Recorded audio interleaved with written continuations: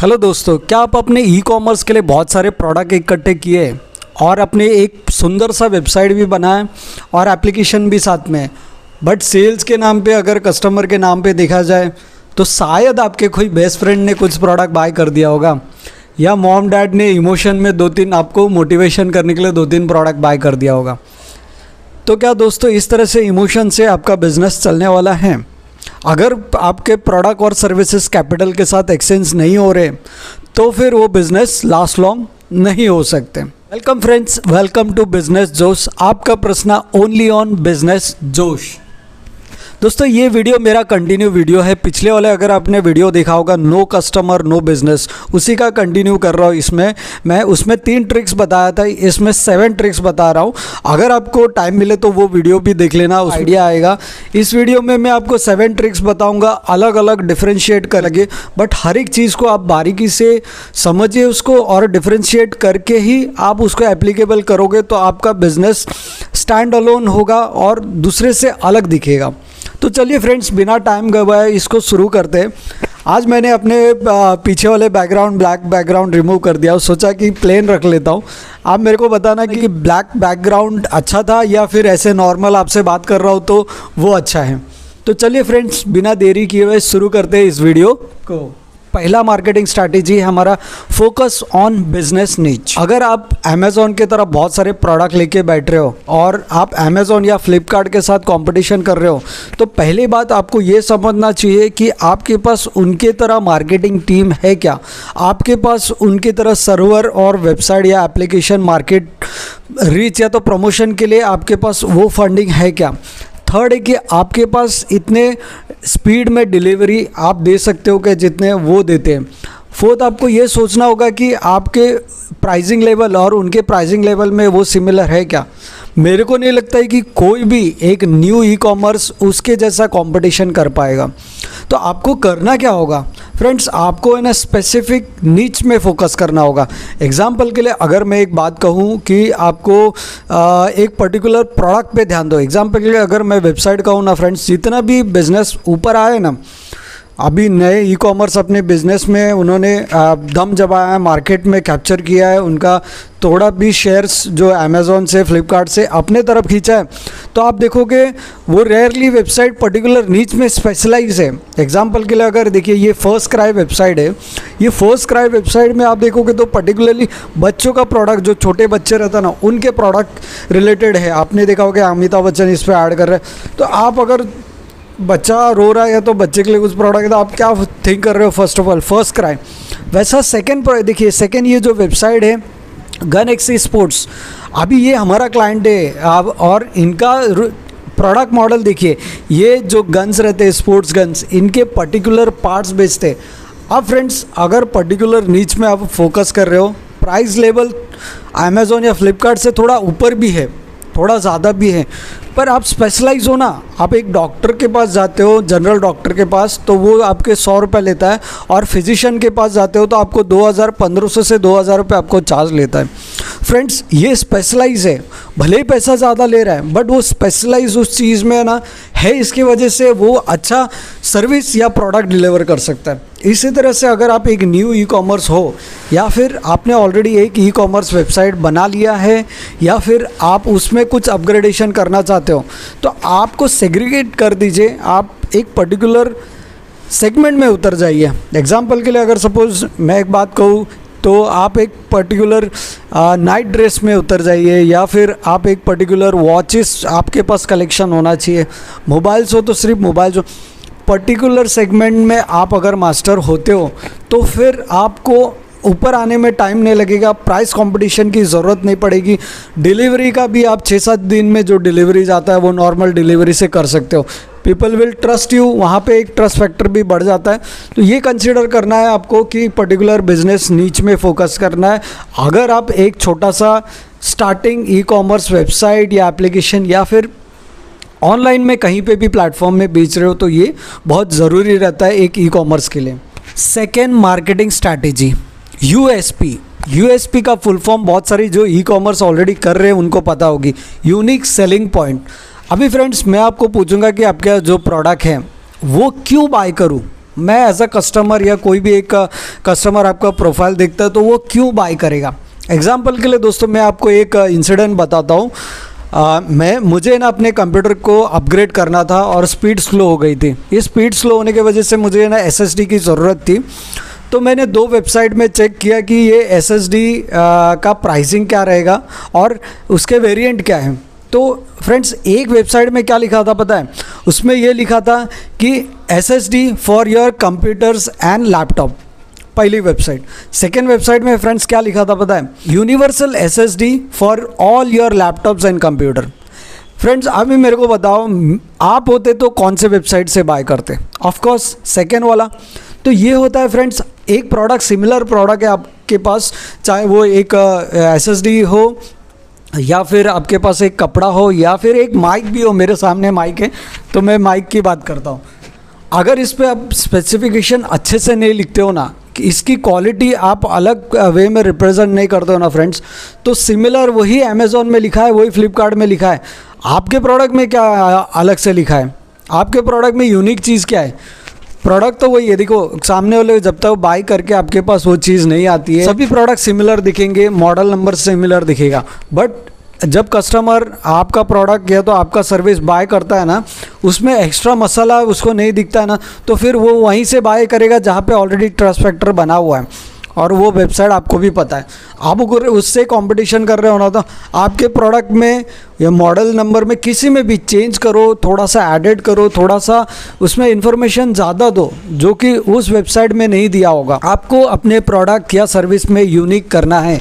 Example के लिए देखिए, ये तो प्रोडक्ट की बात कर रहा था, अगर मैं सर्विस की बात करूं, अगर मैं मेरी कंपनी वेब डिज़ाइनिंग है और मैं एंड्रॉयड एप्लीकेशन है, वेबसाइट बनाता हूं, अगर उसमें मैं अलग से ये आपको स्पेसिफिकेशन ना दूं, मैं 2 ईयर का सर्विस देता हूं 2 ईयर्स ऑफ टेक्निकल सपोर्ट, बाकी कुछ भी दे दे, 3 महीना दे दे या 1 साल दे दे, बट मैं 2 साल का दे रहा हूँ।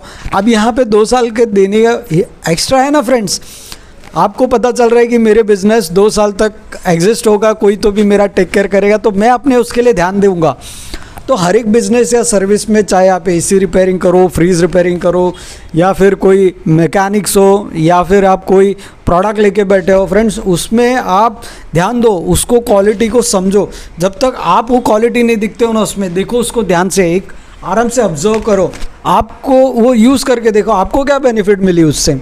वही बेनिफिट है ना अपने प्रोडक्ट या सर्विसेज में हाईलाइट में मेंशन करो फ्रेंड्स। तो कस्टमर कोई भी प्रोडक्ट बाय करता ना, वो 10 से 15 मिनट वो प्रोडक्ट के लिए टाइम लेता है। तो आपको लगता होगा कि चलो ये प्रोडक्ट में इतना मेंशन कर दिया बहुत है, नहीं फ्रेंड्स, वो प्रोडक्ट के लिए डिटेल में 5 रुपये का भी प्रोडक्ट बाय करता है ना, तो वो डिटेल देखता है। 5 रुपये का हर एक जगह पे वैल्यू अलग है। जब कार पार्किंग आप करते हो ना 5 रुपये देके, आपको 5 रुपये बड़ा लगता है। होटल में जब 5 रुपये टिप्स देते हो ना फ्रेंड्स, वही 5 रुपये बहुत छोटा लग जाता है। पोजीशन, आप समझ रहे हो फ्रेंड्स?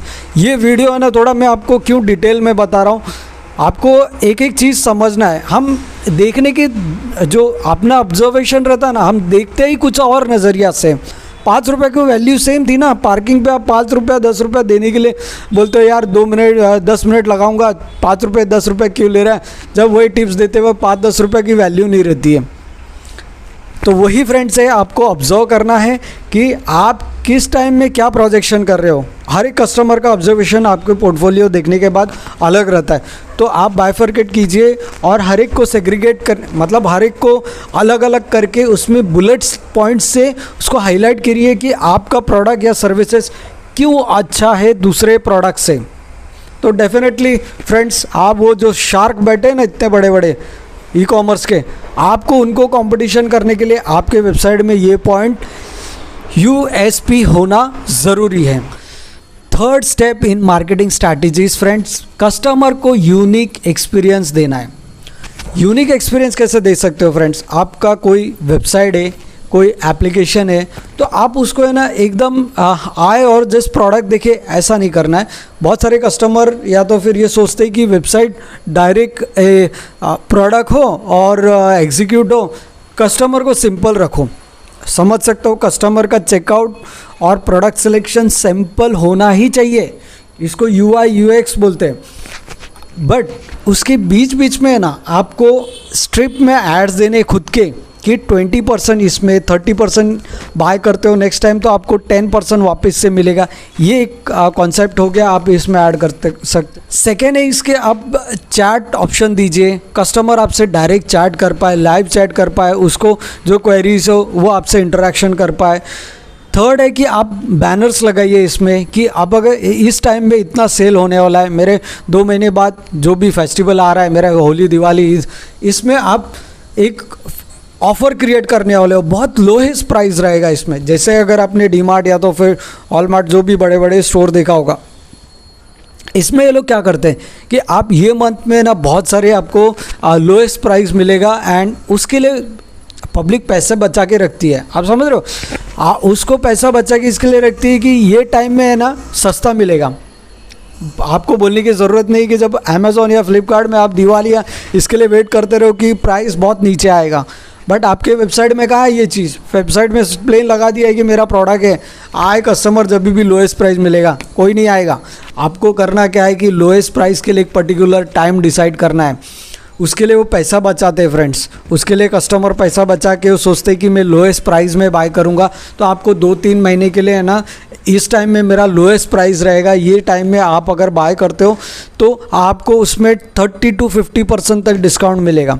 इसके लिए कस्टमर बाय आपके पास जब आएंगे ना, वो पैसा बचा के आपसे प्रोडक्ट एक लेते वक्त ना 10 लेके चले जाएंगे, क्योंकि उतने टाइम तक उन्होंने पेशेंस अपने अंदर रखा है ना, पैसे को जमा करके रखा है। अब तो ख़रीदना है, आप आपके वेबसाइट में आएंगे फिर प्रोडक्ट बाय करेंगे फ्रेंड्स। तो आपको क्या करना है कि ऑफ़र चलाने हैं, बैनर्स लगाना है और आपको इसमें लाइव चैट देना है, जितना भी हो सके ना कस्टमर इंटरेक्शन के लिए ना आप ये प्लेटफॉर्म को एक्टिव रखना है और आप इसमें काम करते रहना है।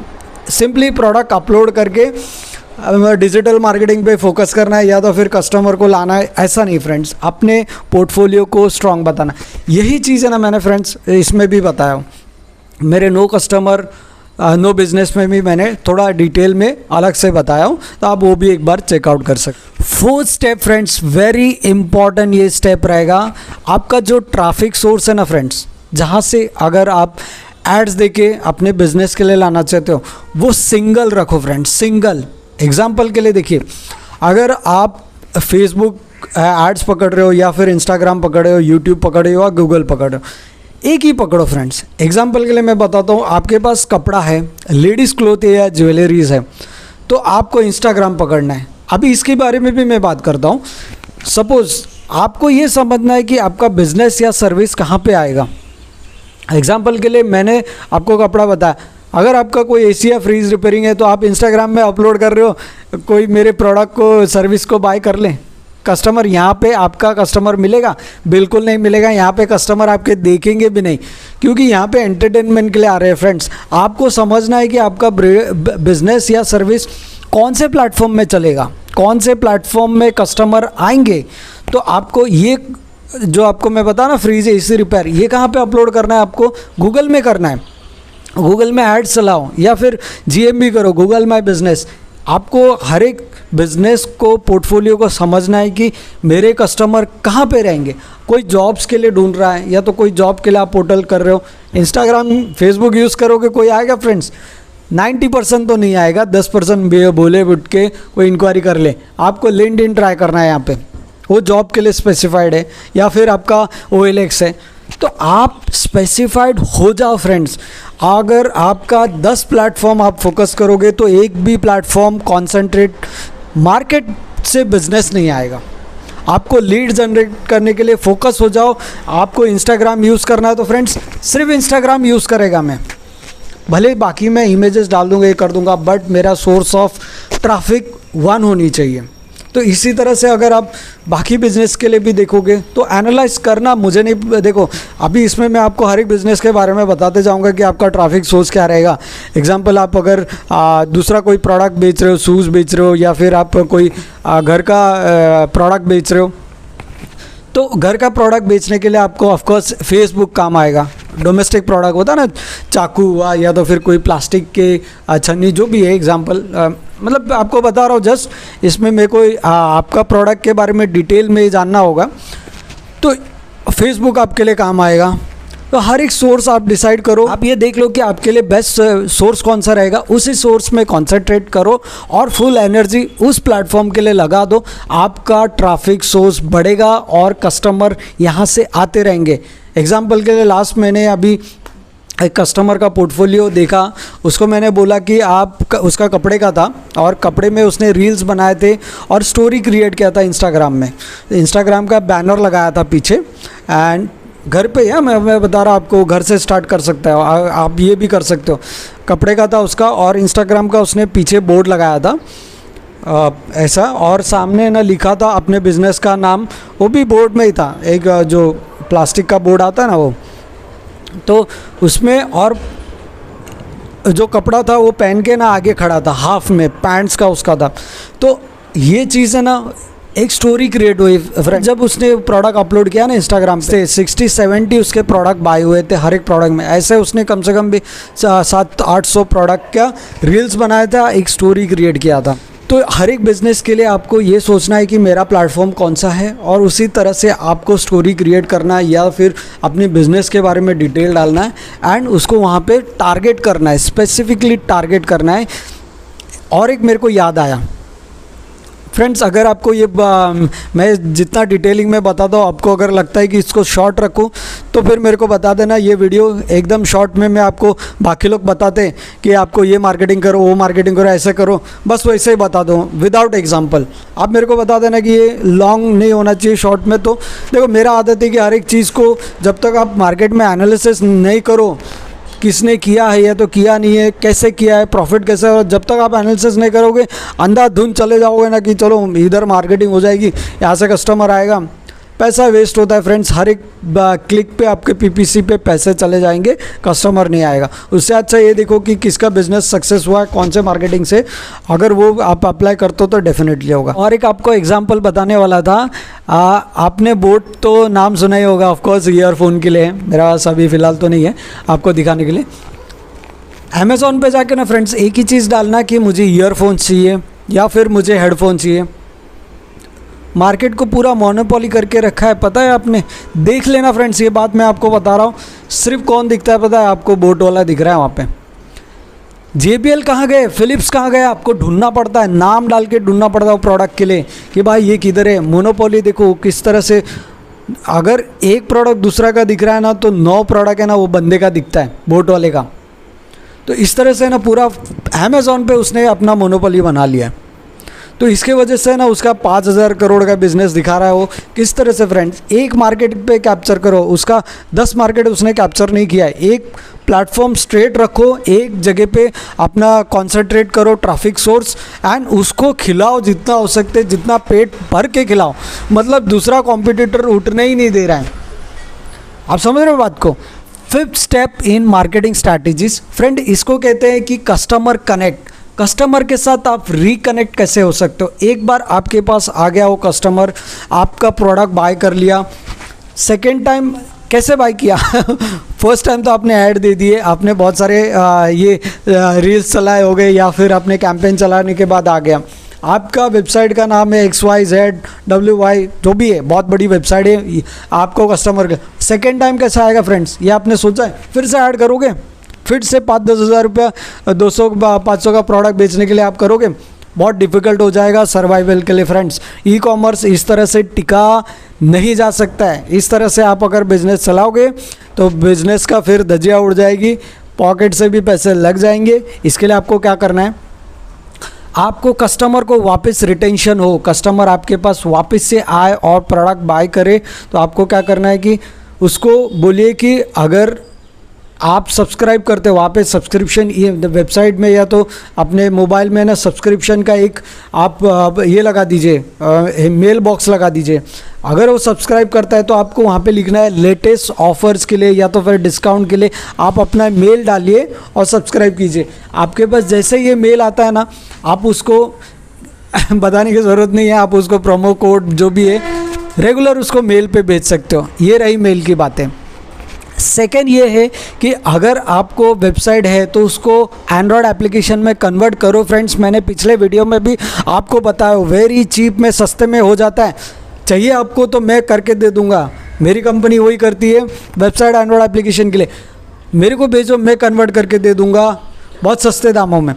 इसमें क्या करना है कि आपको जैसे आपका वेबसाइट तैयार हो गया, एंड्रॉयड एप्लीकेशन में आप कन्वर्ट करते हो, उसके बाद तो उसको नोटिफिकेशन भेज सकते हो ना आप। दिवाली ऑफर है, आपको स्लाइड किया होगा मोबाइल, आपने नीचे स्लाइड करने के बाद ऊपर दिखा होगा मेसो या तो फिर अमेज़ॉन फ्लिपकार्ट के बहुत सारे आपने ये जीत गए, आपको 20% मिला। क्या कर रहे हैं फ्रेंड्स, वो क्लिक करने के बाद आप जा रहे हो ना तो वो कुछ दिखाई नहीं देता है। सिर्फ क्या दिखता है आपको वहाँ पे ना, आपको सिर्फ एक प्रोडक्ट के सब बैनर्स और आपको प्रोडक्ट बेचने के लिए आ जाते हैं। वही चीज़ आपको करना है, आपको एप्लीकेशन उनसे डाउनलोड कराना है।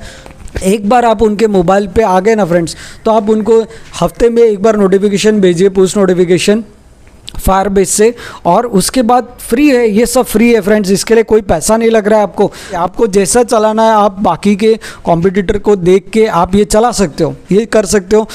एंगेज करना है कस्टमर को, रिटेंशन। एक बार प्रोडक्ट बाय करने के बाद फ्रेंड्स आप अपने को कस्टमर या तो फिर जो ग्रोथ देखना चाहिए अपने बिजनेस में। प्रॉफिट कभी आएगा फ्रेंड्स, तभी आएगा ना जब एक कस्टमर बार बार बाय करता है। एक बार बाय करने से नहीं होगा। तो ये चीज़ करना है कि कनेक्ट करना है किसी तरह से भी। सर हमारा आज सेल चलने वाला है, आप एक काम करो, ये वेबसाइट पे विजिट करो तो आपको इतना % डिस्काउंट मिला।